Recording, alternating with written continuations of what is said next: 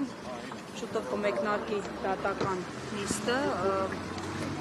կանխատեսելի, այսպես ասած, նաև արդյունքներից խոսեց հենց փաստաբանը, դուք ինչ եք սպասում, ինչ սպասել այս նիստից։ Դե հասկանում եք, բացարձակ անկանխատեսելի բաներ են տեղի ունեցել, զարմանալիորեն արդեն որերորդ, չորրորդ սրբազան հոր հանդեպ ու խոսքը գնում է այն սրբազան հայրերի մասին, ովքեր կանգնած են մեր եկեղեցու վեհապար հայրապետի կողքին, զարմանալի կերպով 4-ի նկատմամբ էլ հարուցվում են շինծ ու հորինված քրեական գործեր եւ զարմանալիորեն բոլորի կալանավորել են, կարծում եմ Արշակ Սրբազանի նկատմամբ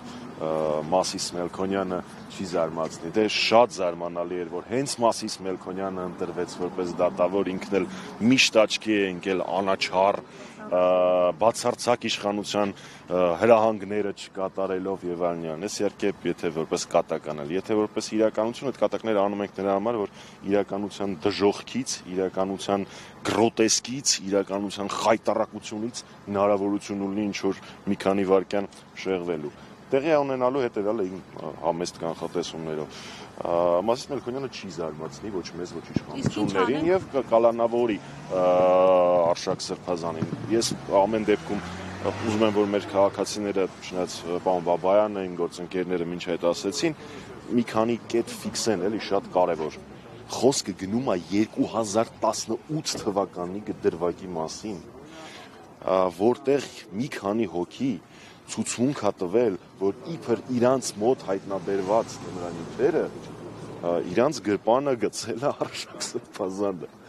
Ես ճանապարհին տեսնում էի լրատվականներից մեկը մի կոմիքս էր պատրաստել, որ իշխանությունները հավանաբար առաջնորդվել են հետևյալ սկզբունքով. ինչ անենք Արշակ Սրբազանին բռնենք, դե երևի գրպանը թմրանյութ գցենք, հետո հասկացել են, որ սքեմը գրպաններ չի ունենում ու որոշել են Արշակ Սրբազանին վերագրել, որ ինքն է ինչ որ մեկի գրպանը թմրանյութ գցել։ Սա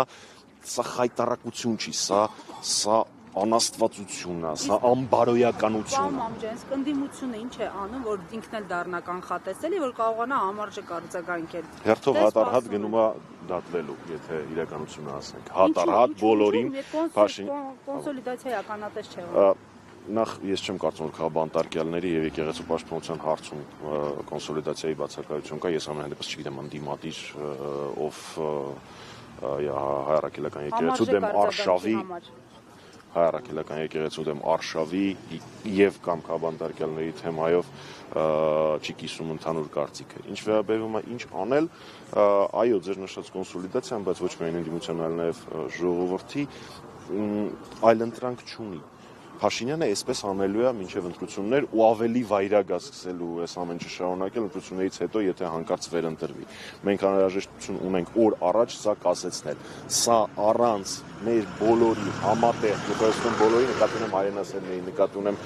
մեր քաղաքացիներին, համատեղ պայքարի չի կասեցվելու, հույս դնել նրա վրա, որ կեսից Փաշինյանը կհասկանա, որ սրիկայություններ է անում ու կդադարի դրանք անել, անիմաստ հույս է, անդադար ամեն օր ինքը փորձելու է բոլոր լծակներով, արդեն ծիծաղելու էլ չի, արդեն անհասկանալի լծակներով բոլոր այլախոհներին ճաղերի հետևում թաքցնել։